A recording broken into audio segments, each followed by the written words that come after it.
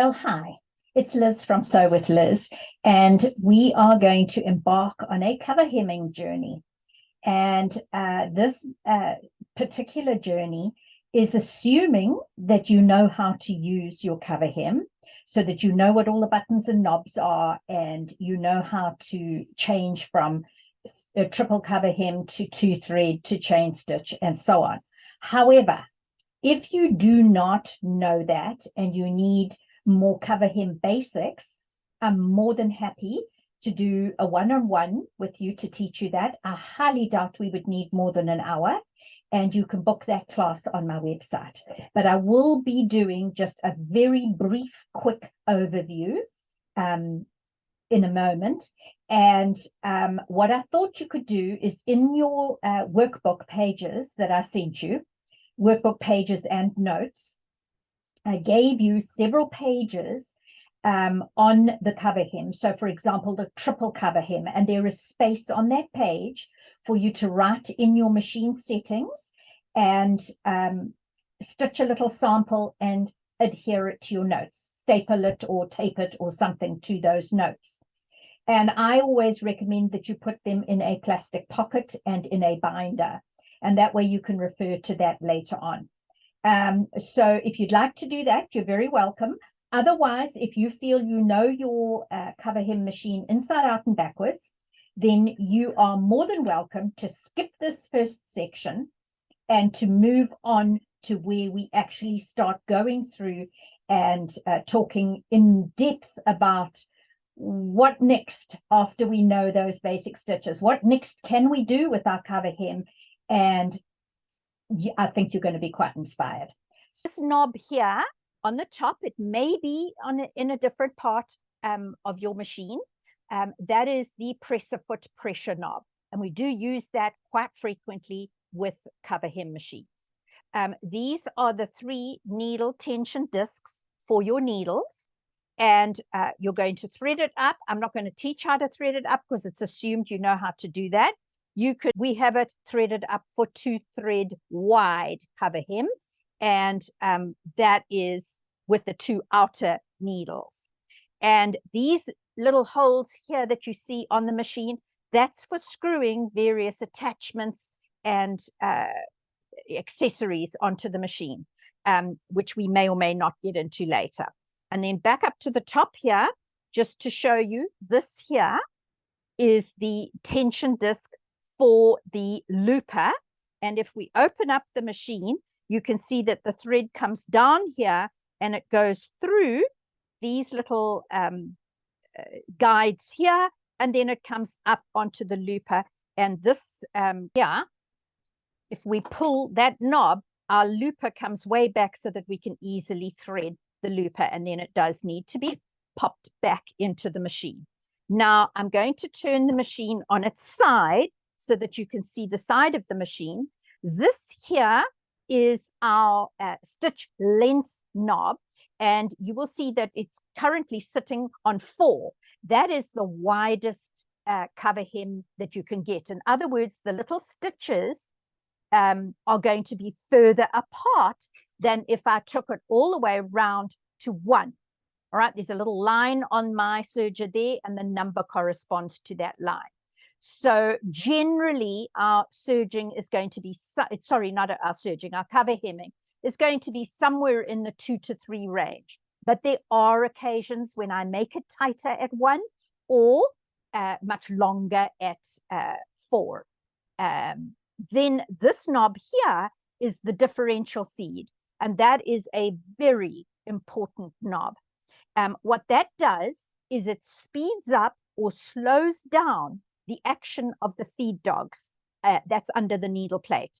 And what that does is it will feed the fabric through the machine slower or quicker than normal. Now, I'm going to bring it round to here.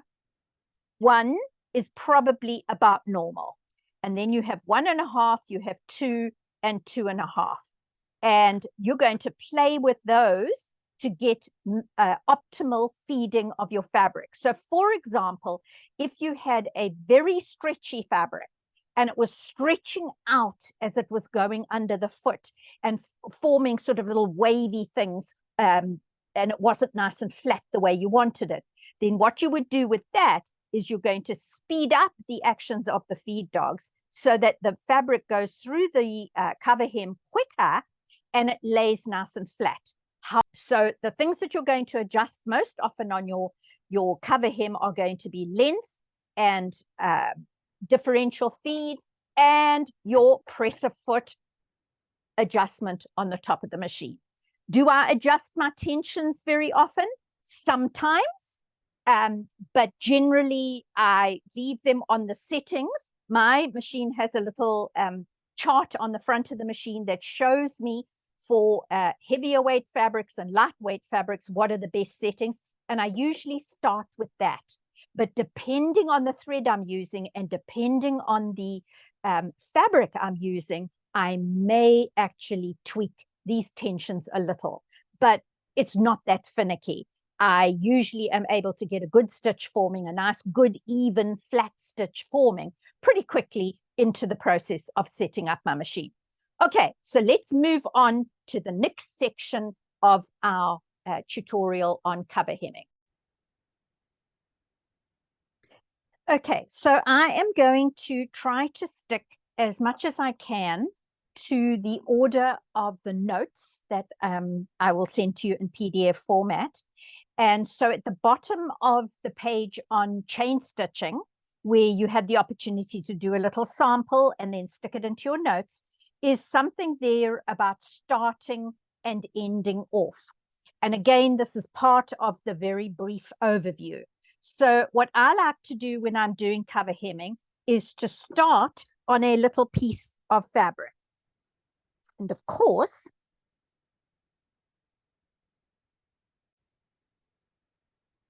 okay, so I have got my cover hem set up for 2 thread. It could be any of it, whatever program you're using. And then I'm just going to stitch along this little part. Of course, I was playing with my knobs earlier, so my stitches are very short. And so let me make them a little bigger. And that is my little, you know, when we're doing quilting, we call that a leader, or some people call it a stoppy starty, which is quite a descriptive thing. And that I've come to the end of that little piece now. So I'm just going to raise my presser foot. And here I have a piece of brown double knit, polyester double knit. And I'm just going to sew straight off that and onto my polyester double knit. And then when I'm coming to the end, when you're doing 2 thread, chain stitch is different, but when you're doing 2 or 3 thread, it doesn't chain off like a serger does. So I'm going to go back onto my little piece of fabric, get my scissors, and just cut those 2 pieces of fabric apart. And there I have my stitching. My turquoise thread is showing up reasonably okay on the front, and on the back there is my cover hem stitching, which mostly was done at about 2.5 stitch length, so that it's got a good stretch. Do you see that? Really good stretch on that fabric. And I'm very happy. If this was a pair of pants of mine, I would be super happy to have that as my hem. All right, so that's starting. Now what I want to do is show you, and of course I have dropped it on the floor, but I'm going to show you how you can unpick your threads. And I am going to just get a pin. You have to start unpicking your threads where you stopped stitching. So in other words, if I was to pick this up here and pull it out, this is where I would start unpicking the threads, not where I started. Where you start cover hemming, it forms almost like a lock stitch. But if you are wanting to unpick because, oh, you made a mistake or something, what you're going to do is you're going to go onto the back and you're going to pull the white thread. And then you are just going to pull that thread and it's going to start unraveling. That one didn't really work properly. So let's go to this one. All right, this is the end of my by cover hemming, and I've started to unravel it. Now let's look on the back, and it's nice and bright so we can see the stitching. And what you're going to do is you're going to release the looper thread.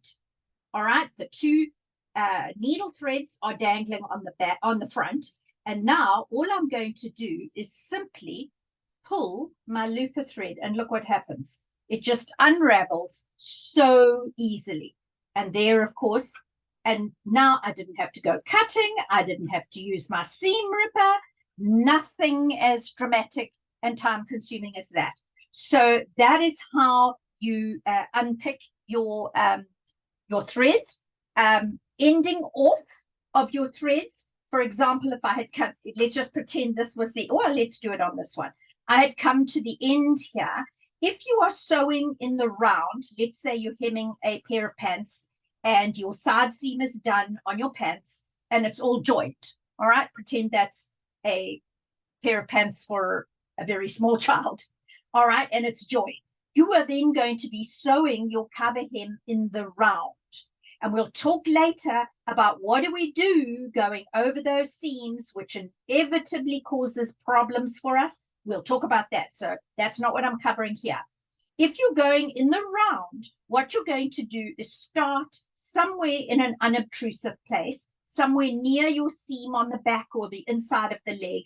And you're going to start stitching all the way around. And when you come back to where you started, continue on for about a ½ inch.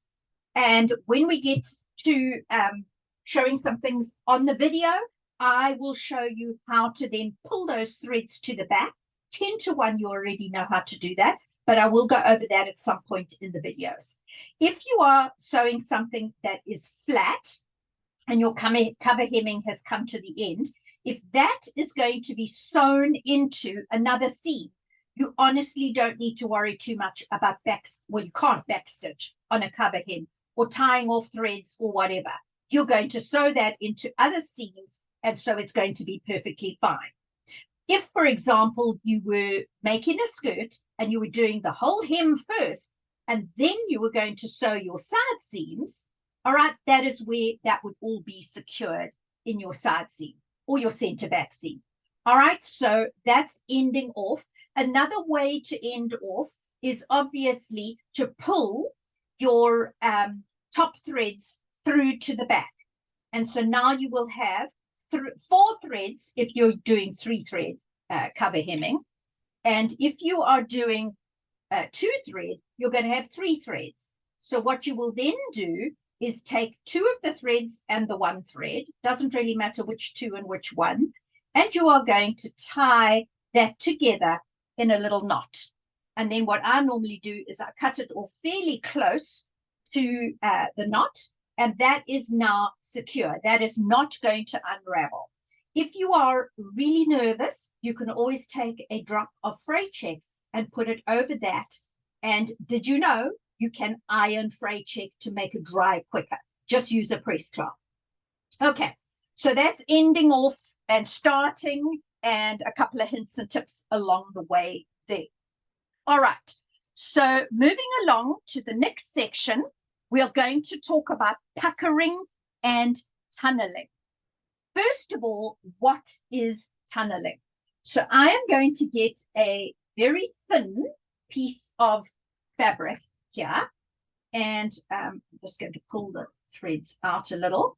This is a very soft, thin polyester fabric, and I'm going to put it underneath my foot, and I am going to stitch with a 2-thread wide.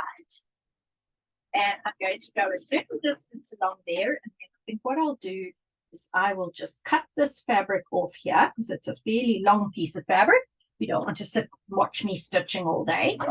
And there you go. All right, and then I need my little piece to sew onto again. All right, and I'm going to cut that off.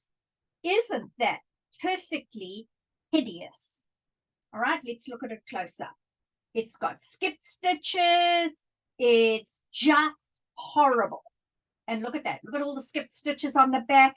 I think skipped stitches are often caused by blunt needles. And I have not used my cover hem for a while. So we will have a pause in a moment, and I will change the needles on my cover hem to be nice new needles. My cover hem needs EL needles. It actually lists that on a little sticker on my machine. You would consult your manual or your dealer to find out what needles you need to use. But tunneling, can you see what tunneling is? It's raised up the fabric between, if we do it like this, you could maybe even see it even better. All right. It's raised up the fabric and caused it to tunnel, and the stitching is pulling the fabric together at the back. The reason for that is that this fabric is just too soft and too stretchy to do cover hemming on a single layer without some help. So let's try it on a double layer. All right, so let's turn this over, and I am going to stitch down here on a double layer. I think we're still going to get some tunneling. Let's just move down here.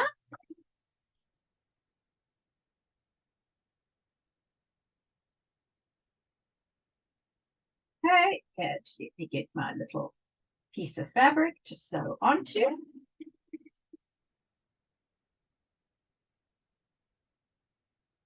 Okay, just look at the difference. That is a remarkable difference. So sometimes all you need to do is have your double layer, which of course you would have with a hem. But I knew that I was going to get a lot of puckering, little gathers here and there, and tunneling if I used a single layer. And that's what I actually wanted to show you, what tunneling looks like. This here is actually not bad at all. And unfortunately, we do still have some skipped stitches on the back. So we are going to talk in depth about skipped stitches and how to avoid it. So I'll cover that in more detail when we get to that. But before the next section of the video, I am definitely going to change my needles. There is a skipped stitch. All right, that's what it looks like on the front. Let's bring it up to the camera for you. Do you see I can actually get my scissors right into that stitch? And why a skipped stitch forms is because it isn't able to pick up the looper thread adequately. And so it causes those skips. And that is horrible. And we're going to fix that. And we're going to talk a lot more later on in the video, as I said, about how to avoid skip stitches. Because that, I think, is probably the #1 complaint I hear from people who have cover hem machines. I've heard people say that they could throw their cover hem machine through a plate glass window. That's how frustrated they get. So without any further ado, let me change my needles, and I'll meet you back at the machine with nice, fresh, new needles.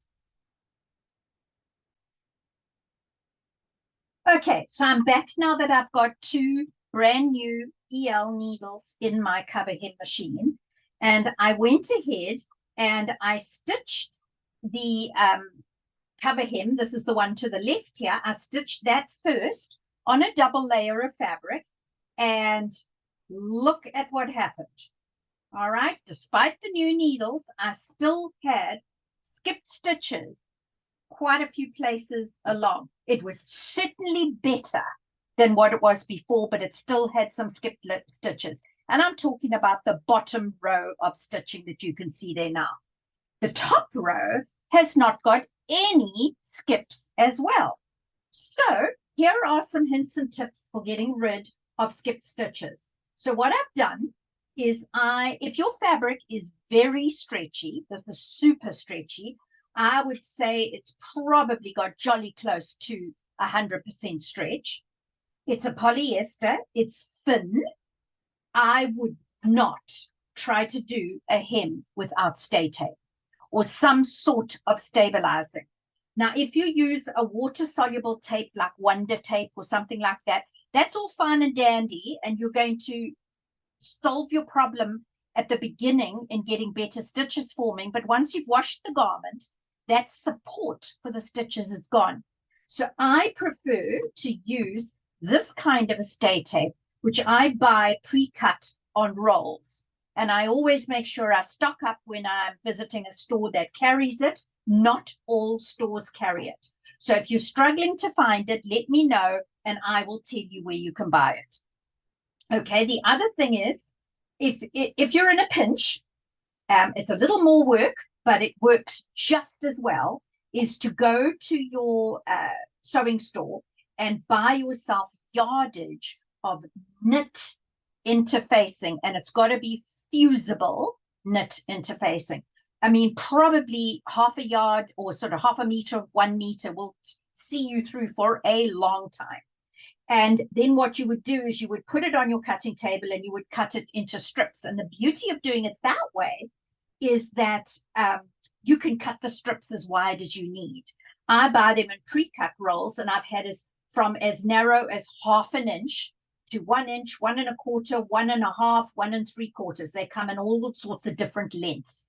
And I'm not sure exactly which one I prefer. I'm not so keen on the very narrow ones, because then it's kind of a little bit of hit and miss when I turn the hem over as to whether I'm stitching on that or not.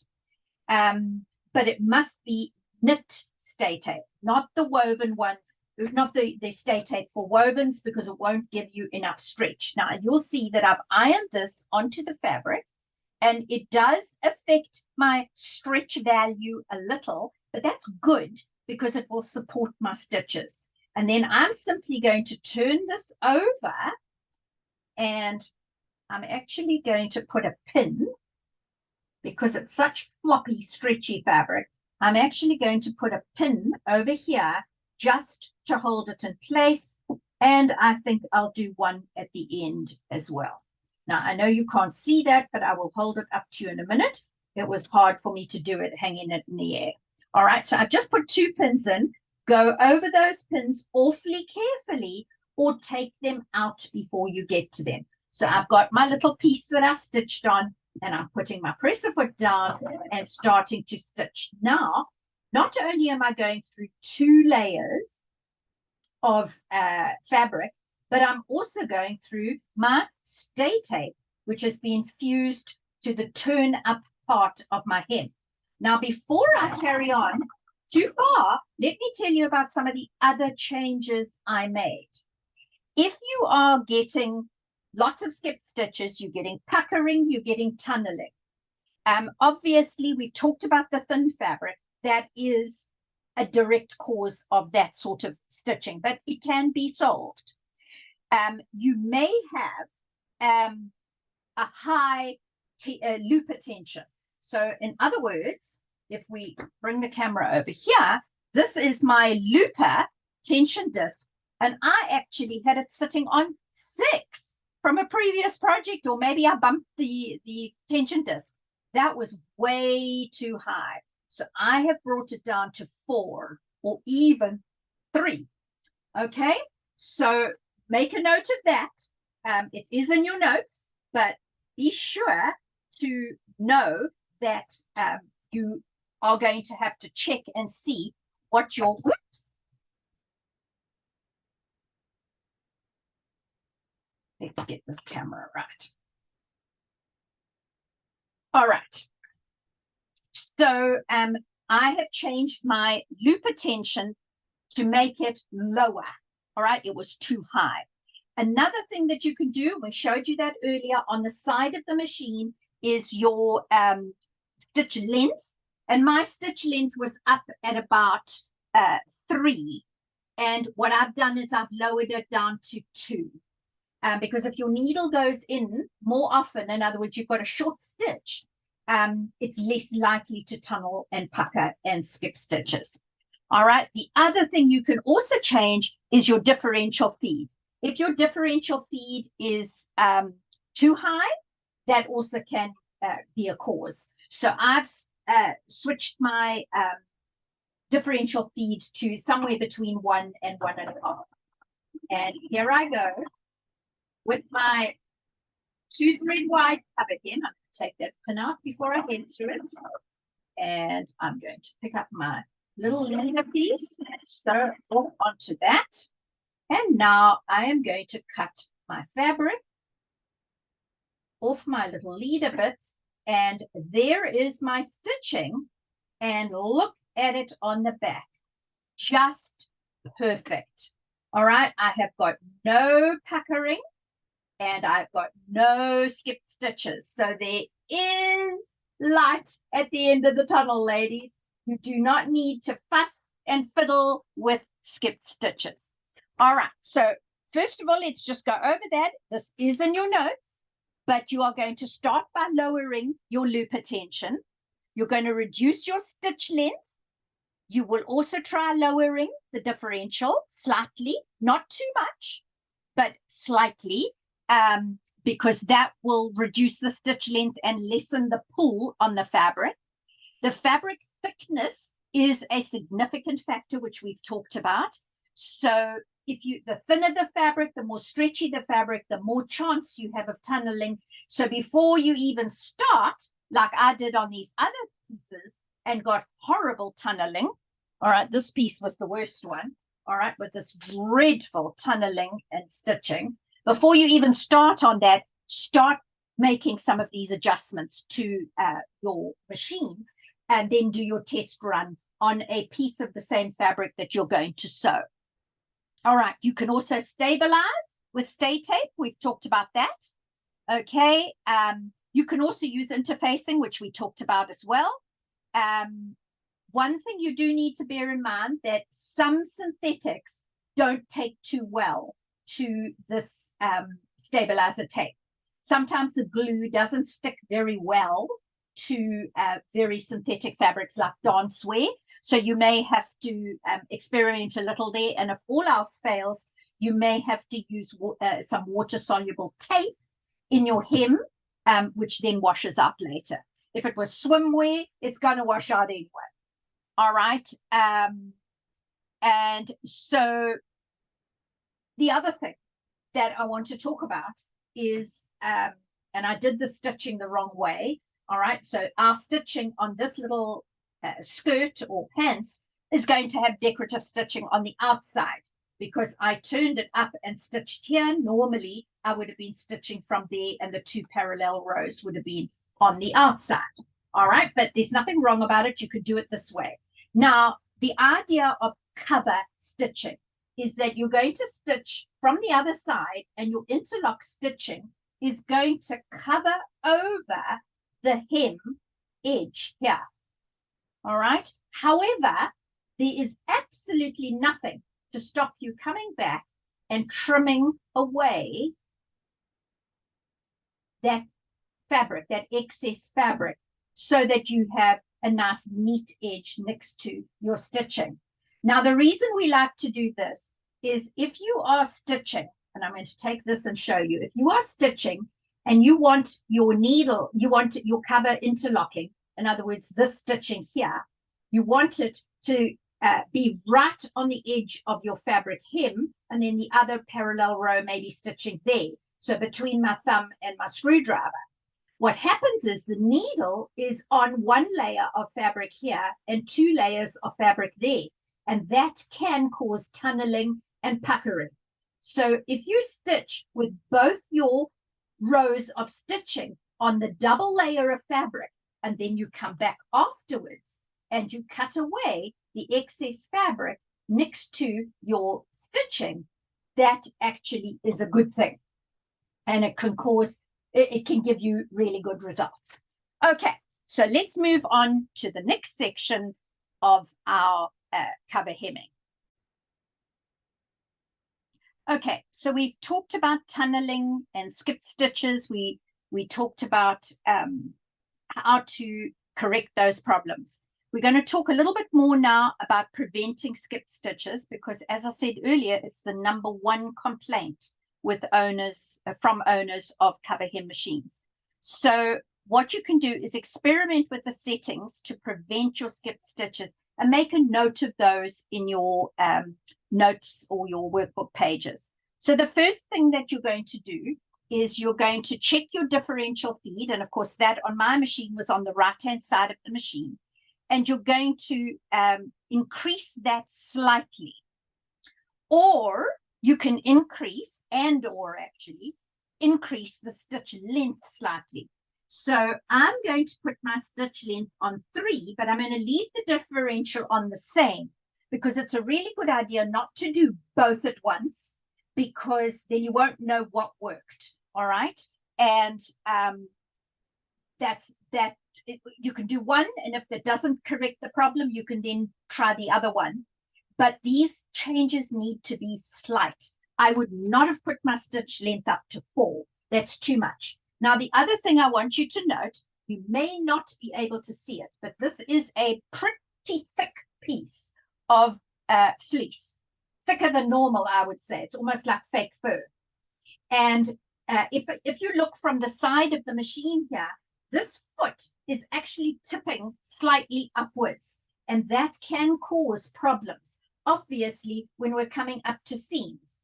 I don't know if you can see that, but there's a seam over here. So I'm going to show you what I do when I'm sewing up to seams, and here when I have got a thick fabric and my needle, my foot is hitting upwards a little. So what I do is I raise my presser foot and I take this little implement. My other sewing machine comes with this. If not, you can buy them separately. And there's one side is a little thicker than the other. You can use either one. I'm going to use the thick one to start with now. And I'm going to put my folded fleece, which is pretty thick, underneath the foot and lower my presser foot lifter. And now I'm going to sew at that same level. In other words, my foot is horizontal to the bed of the machine. And then once I've got past that, of course, I can remove my little tool. Some people call this a hump jumper. A genamajig is another name for it. A genamajig is another name for it. And I doubt it's very expensive, but it's a very useful tool. And so I'm going to continue on stitching along this third layer of fleece. Get to the end and sew off onto that. Get my scissors and trim it off. And now, if I show you the back, it is looking wonderful. All right, do you see that there? I have got my cover hem stitching and it looks great. All right, let's have a try now at sewing towards the hem. So let's pretend that this is the side seam on my pants, and I'm going to turn up a hem. Now, that is pretty thick there because I've got 2 lots of serged seam there. So you've got choices. What you can do is you can cut a little bit of your serged seam and then flip the 2 seams apart. Let's see if I can make that clearer for you here. Do you see that I have got my one? I've cut the seam just a tiny bit, and I have got, it's really hard to see. All right, but I've got this one seam going that way and the other seam coming this way. And then when I fold up the hem, it's a lot flatter because the seam is not folded double in the middle of that. All right, so now I've just put a pin in there, and I'm now going to put this under the machine. Actually, what we should do is put the pin on the other side to hold those 2 sides of the seam together. And actually, I got the pin going the wrong way. It'll be hard to take it out that way. Now I'm going to put this under the machine, and I'm going to stitch along. As I come to the seam, what I might want to do is raise my presser foot and put this little tool underneath so that, and I'm going to take my pin out at the same time. Whoops, and don't do what I've just done. My little tool was in the way of the needle. So make sure that it is not in the way of your needle, otherwise you'll break your needle.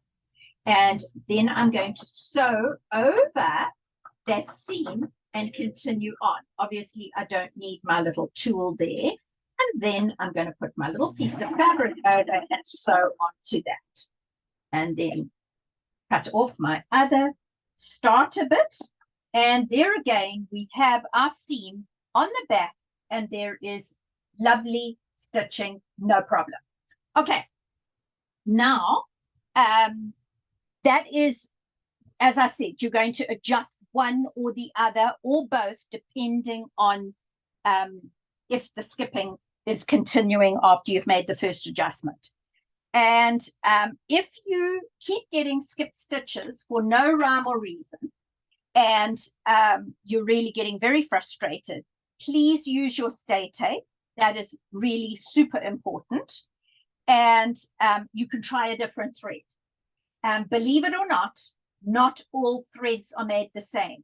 And you can use a white thread, which has got no pigment in it, and then you can put a black thread in the machine, and it can sometimes behave differently. And that, you wouldn't think it would, but actually it can be something that causes you a lot of grief and a lot of sewing words said in your sewing room. So those are hints and tips for you to bear in mind when you are doing your stitching. The other thing, of course, that you can do is change your presser foot pressure on the top of the machine if it looks like all else is failing.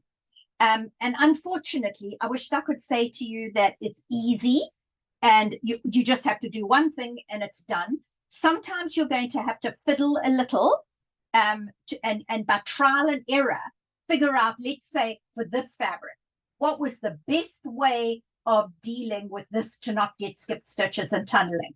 Whereas this fabric here, I might have had to use a different way to stop skipped stitches if I was getting them. And then I've got something else here that I'll show you. This is really thick. It's almost like fake fur, very polyester, and it's on a very slippery polyester base. So what I did was I turned this up, and I had a 3-thread cover hem, and I stitched over that, and I never got a single skipped stitch. I don't think you can see it terribly well amongst all this furry stuff, but it was absolutely beautiful, and I hardly had to make any changes, or I did not make any changes to my settings. It just plowed through this difficult fabric with no trouble at all. Another one is, this is like a burnout velveteen. And again, I had a 3-thread setup and went right through it. The stitch that you're looking at here was not done on my machine. It's got the interlock at the top and it's got the interlock at the bottom. So I wonder if you can see that. Let me bring it closer up to the camera like that. All right, this is the reverse side of the fabric, and it's got the interlock on both sides. So that was done with a machine that has a top cover. This machine of mine does not have that, but I made this sample on a friend's machine, and I'm saving my pennies to get the machine that does this because it's just wonderful. All right, so there we go with skipped stitches, tunneling, and all that sort of thing. We're going to move on to the next section, and that's going to be neckline options. And I'm going to give you all sorts of hints and tips about what to do with neckline options. And so we will return.